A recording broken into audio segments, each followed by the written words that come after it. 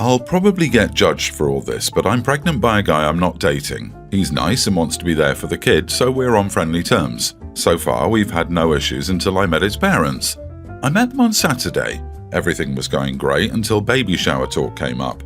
I was talking about the theme and his mom said, "Son, did you tell her about the princess thing?" He didn't. Apparently, his brother has a daughter from another relationship named Princess that he's not allowed to see. It's a sore subject for him and he lives with the grandparents, so he's around often. They've requested that we don't do any themed events, buy any clothes, decorations, etc. with the word princess on them. It's just too hard for the brother. Brother-in-law gave up his rights so the kid's stepdad could adopt her and he'd be relieved of child support payments. They promised he'd still get to see the kid. After all was said and done, they stopped letting him see her. My baby's dad believes he could see her if his brother put in the effort, but he doesn't and just sulks about it instead. I may be the idiot here because I don't even have strong urges towards princess stuff. I much prefer soup-coloured baby rompers. That said, I'm incredibly annoyed at this request and told them absolutely not. If I see something cute that says princess or my kid wants princess stuff, I will buy it. This upset his parents and they started saying, "Really? You'd rather cause someone pain than put down a darn princess shirt?" I'm not trying to cause pain, but expecting me to restrict princess from all things sounds completely unreasonable. I'm not particularly girly, but even I went through a princess phase, and I love the children's books Fancy Nancy, so I'm sure I'm bound to stumble on some princess stuff. Am I the idiot? Not the idiot. Do they expect you to do this for the entirety of your child's life? If your daughter wants something princess-themed, they expect you just not to let her have it because it may hurt someone else's feelings? That's a ridiculous request. I'm sorry, daughter, you can't watch any of the Disney princess movies because you might end up wanting a Moana t-shirt and that will trigger your uncle, who you don't ever have to see anyway. And people who may not be super involved in kiddo's life, depending on how it all goes. OP, the fact that his parents are so willing to rush in and make sure that their kids are never hurt or inconvenienced, even as adults, is something that you may want to be on the watch for in case their son is similar. It's not good for kids' personal development to be isolated from consequences and the world's reality. As much as it hurts you to see them be disappointed in the moment, it teaches perseverance and how to deal with those uncomfortable feelings. Yep, this is how those parents ended up with an adult son still living with them, who gave up all rights to his daughter from what seems to be an unstable relationship because he didn't want to pay child support. And they're still shielding him and babying him. I'd be on the lookout for red flags for this baby's father, too, if I were OP. Not the idiot. No one should even name their child Princess. It's not as bad as Joy or Amazing, but it's worse than giving them the same name as a location. I grew up with a girl named Gay. That was over 50 years ago. I wonder how much she's had to put up with over the years. I mean, she walks up to some random girl at the party and says, "Hi, I'm Gay, and you are?" I think there's a middle ground here. Tell them that you won't go out of your way to do princess-themed things around their family, but you're not going to ban all female Disney characters and sparkles from your home forever either. And if your baby girl's uncle is not allowed to see his own daughter, I wouldn't let your daughter around him unless you're there. Not the idiot. Agreed. OP's not wrong for refusing to honour their request, but by pushing back so strongly, I feel like she's just setting herself up for a problematic relationship with in-laws. This doesn't have to be an issue anytime soon. I agree for the most part, but not about her giving in on doing princess-themed things. The child's name is Princess. Is the family going to spend their lives avoiding anything and everything to do with the princess? This has got to be one of the most unreasonable requests I've ever heard.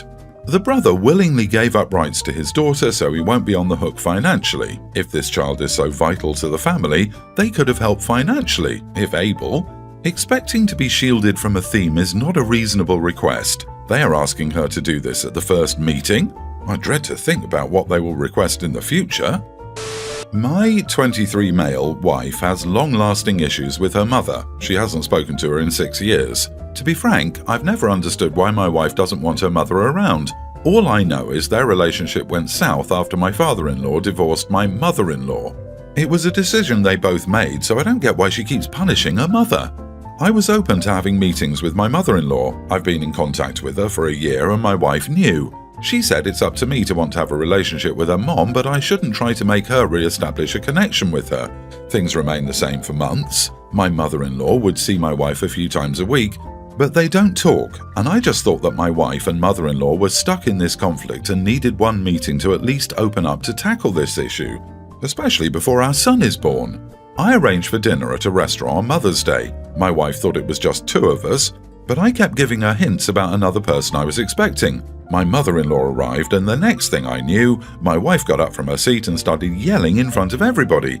I told her that her mom tried many times to reconcile and she was unfair holding a grudging attitude and not giving her a chance for a frank talk. All I asked for was to sit down and talk things out with her mom. She said she didn't want to see her, especially on this day, and thought I was doing this for her as a mom. And I was. I begged her to sit and I'd get her mom to leave if she was bothered that much, but she didn't listen. My mother-in-law was standing behind, crying while everyone was looking. My wife took her phone and purse and then left. I had mixed feelings, but I mainly felt upset that things played out differently from what I had in mind, since my wife had no problem with her mom speaking to me. My wife has been staying with a friend for a week. I visited her twice to talk, and every time we ended up arguing. I told her she didn't need to cause a scene at the restaurant and could have been a little bit graceful to sit with her mom at the table to talk, but she said I needed to blame myself. I asked her, didn't Mother's Day mean anything to her? All I got was a cold stare. Growing up without my mother made my life incomplete. I never had any mother figures in my life, and it's because of my father. I just think everyone should count their blessings, and she should realize it's never too late to fix the problem between her and her mom if she chooses to see how lucky she was to still have her mom alive. But she kept blaming me for the scene at the restaurant and said she won't forget that day, and flat out told me, you know what the worst thing about betrayal is? It never comes from an enemy. This complicated the matter more. I thought about what went wrong, and it's clear my wife isn't even willing to try. Am I the idiot? You are the idiot. Respect her boundaries. Surprising her with a boundary violation on Mother's Day is gross. Your own issues with your own mother have nothing to do with your wife's relationship with hers. And that is why you're an idiot, OP. You should have told your wife you invited her mother. You didn't because you knew your wife wouldn't have come. You have disrespected your wife completely. You have overstepped so far. I don't know if your relationship will recover. The worst part in all of this is you still don't understand that what you did was wrong and why it was wrong. You caused the scene by arranging this meal. You broke your wife's trust. You can't control your wife's relationship with her mother. You are the idiot. Not all mothers are kind and good. Some are incredibly toxic people who can be cruel, vindictive, and unrelenting. Your wife does not owe it to you or her mother to have a relationship. Back off. Also, don't be surprised if divorce papers follow this event. I know I'd leave anyone who pulled this regarding the parent I'm in no contact with. Straight up, if my husband organised a surprise lunch with my father that I'm no contact with, I'd divorce him, change my name, move to the other side of the world, and never trust anybody ever again. I hope she hires an unrelenting attorney. The wife deserves someone who will advocate for her best interest. You are the idiot. You are hardcore projecting your lack of a mother onto your wife's relationship with her mom. But this has nothing to do with you or what you went through. You don't get to force a relationship between your wife and her mother, on your wife's special day no less, just because you didn't have a mom. It's not up to you to decide for other people that they should accept toxic family relationships just because you didn't get one. You need therapy to deal with your own problems with your lack of a mother figure, not force everyone else into unrealistic roles because you think you know better what's good for them. Your wife knows better than you what's good for her regarding a relationship with her mom. She lived that relationship, unlike you. I, 19, am a cisgender female, but I've always enjoyed dressing in a typically masculine way. I hate wearing anything that emphasizes my body shape and sexualizes my breasts and hips like many women's clothes often do. I don't wear dresses or heels or whatever clothes you typically associate with femininity. You get the gist. My go-to outfits usually involve a pair of baggier sweatpants, a plain t-shirt and sneakers. I recently got my hair cut into a pixie though, and now people started mistaking me for a guy wherever I go. It's usually not a big deal since I just correct them. They apologize, we laugh it off and move on. Today, while shopping with my family, my mom walked up to a store clerk to ask her where the changing rooms were. The store clerk asks, "For you or for the young man?" And I immediately tell her I'm actually a girl. She shrugs it off, points us to the nearest changing room and goes, "Well, he can change in there then." And I correct her again. I thought, okay, maybe she didn't hear me at first. But she looked at me and said, okay, this time, so she definitely heard me. After we're done, we go to pay for our clothes, and the same store clerk says something along the lines of, "That'll be $30 for you and $65 for the boy, $95 in total." This was when I flipped my lid. In a not-so-polite way, I told her that I was a girl, and she was insulting me for continuing to call me otherwise. She rolled her eyes and argued back that if I look and act like a guy, I can't expect people to refer to me as a female. This went on for a few more minutes before me and my mom eventually left the store.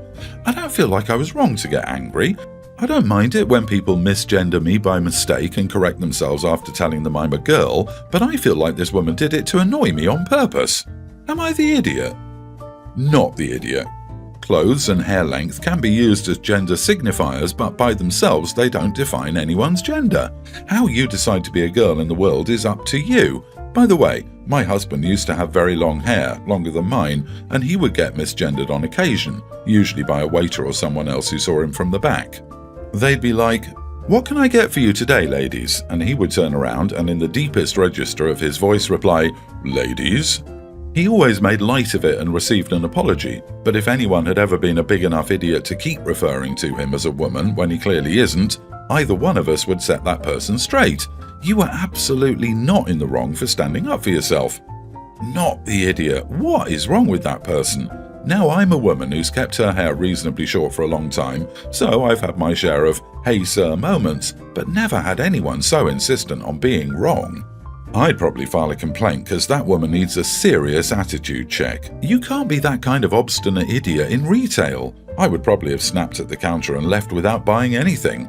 This bigot thought she was humiliating a trans woman when she was harassing another cis woman. This means she was so thirsty for the opportunity to humiliate a trans woman she couldn't even wait until she encountered one.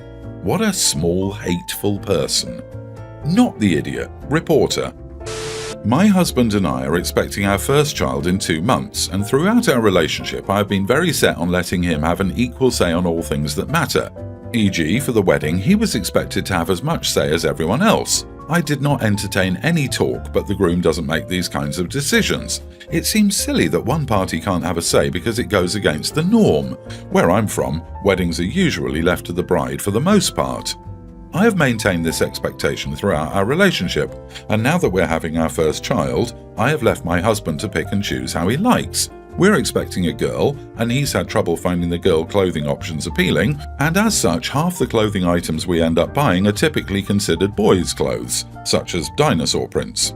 His argument is that dinosaurs are cool, no matter if you're a boy or a girl. Neutral clothing is often more expensive or a much smaller section in the baby options. Please note that it's not that he wanted a boy, he's over the moon to be having a girl, but he just feels a lot of the clothes are overly mature for babies, finding it hard to get behind the suggestive themes and styles just not meant for a child that young, if for anyone. While we feel that clothes are clothes, friends and family often complain. Mother-in-law complains that she can't buy anything because she doesn't know what theme we're going for. There isn't one. She says we're making it intentionally tricky. Others pull faces but try to be polite about it. Braver people tell us that girls don't wear dinosaurs, among the other boy options we have. Imagine the horror of a baby dressed in a lion-decorated onesie. Recently, we've had some friends go out and buy the most aggressively feminine clothing items they can find. Frills, shockingly pink, and silly words to boot. Think of those shirts that say, "Sorry boys, no dating allowed."